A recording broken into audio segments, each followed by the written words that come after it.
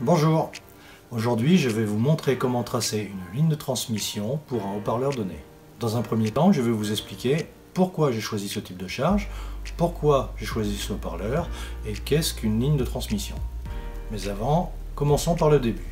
Quand on veut faire ses propres enceintes acoustiques, généralement on commence par définir une taille d'enceinte, un type de charge. Alors les types de charge en général c'est enceinte close, basse réflexe, ligne de transmission, il y en a d'autres, en fonction du prix que l'on veut y mettre. J'ai donc fait la même chose et je suis parti sur une ligne de transmission et un HP Tannoy, le DC3134 CPA12. Mais pourquoi ce type de charge et pourquoi ce haut-parleur? Ce type de charge, pour moi, pour faire simple, c'est un mixte en qualité de l'enceinte close et de la basse réflexe. Elle est au plus proche de la clarté de la première, tout en ayant le rendement et les basses de la deuxième. Le type de haut-parleur que j'ai choisi intègre un haut-parleur d'aigu au centre du haut-parleur principal. Ainsi, on évite certains problèmes de déphasage dus à l'éloignement des deux sources. Plus généralement, ce type de haut-parleur est censé apporter une meilleure cohérence de diffusion. La marque Tannoy a été la principale initiatrice de ce type de haut-parleur, mais aujourd'hui, de nombreuses grandes marques utilisent ce procédé. Ce type de haut-parleur est présent dans le monde professionnel, dans la hi-fi. Nous pouvons noter la marque L Acoustic, APG, la marque Tannoy, la marque KEF et j'en oublie plein. J'ai choisi ce haut-parleur car il est adapté à la ligne de transmission et aussi parce que j'aime le son Tannoy, surtout la gamme Prestige dans le haut de gamme. J'ai choisi le diamètre 31 parce que le diamètre 38 aurait nécessité une enceinte beaucoup plus large. Mais ce n'est peut-être que partie remise. En diamètre 31, adapté à la ligne de transmission, c'est le plus performant que j'ai trouvé. Les autres deviennent hors de prix et très rares. Comme c'est un HP Sono, le tarif est d'autant plus intéressant que pour de la hi-fi. Le rendement est plus élevé et la robustesse meilleure, et ce, avec la même finesse dans le rendu. Les enceintes dites à ligne de transmission sont conçues de sorte qu'un long tuyau guide l'onde arrière du haut-parleur vers un évent.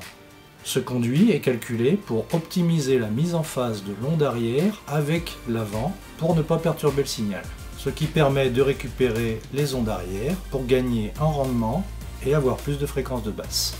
La ligne de transmission permet également d'atténuer les effets de réflexion et de résonance à l'intérieur de l'enceinte. Ce type d'enceinte, il est vrai, est plus complexe à réaliser et nécessite un peu plus de matière. Donc pour des raisons de coût, beaucoup de marques ne l'utilisent pas.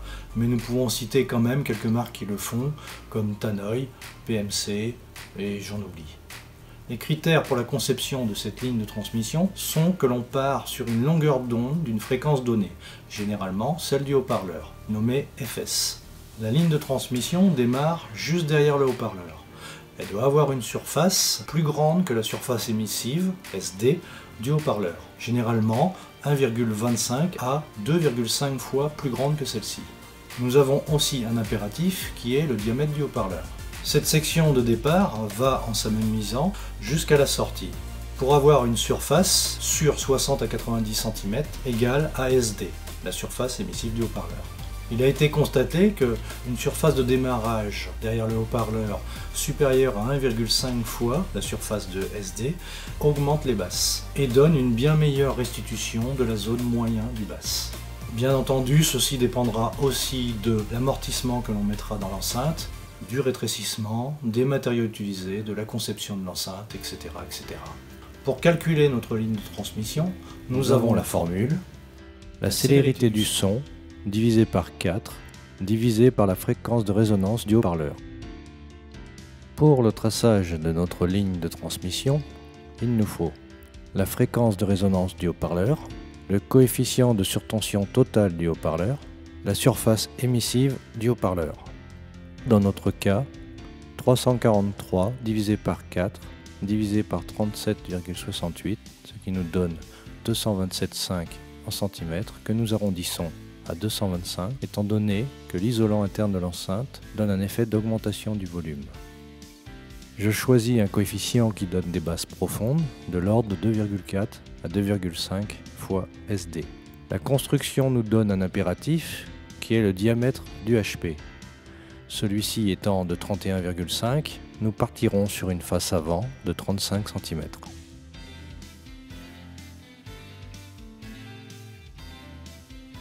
35 x 36,3 est égal à 1270,5 cm² de départ, soit 2,48 fois la surface de SD. En partant sur le trait perpendiculaire pour la base de la ligne de transmission, nous avons le départ de la ligne derrière le haut-parleur, qui est de 35 par 36,3. Nous avons la longueur de la ligne. Nous savons que les 60 derniers centimètres doivent avoir une surface égale à SD, c'est-à-dire 510,71 divisé par 35. Il ne reste plus qu'à relier les points des 60 derniers centimètres jusqu'au départ de la ligne. Nous pouvons alors tracer l'axe de la ligne.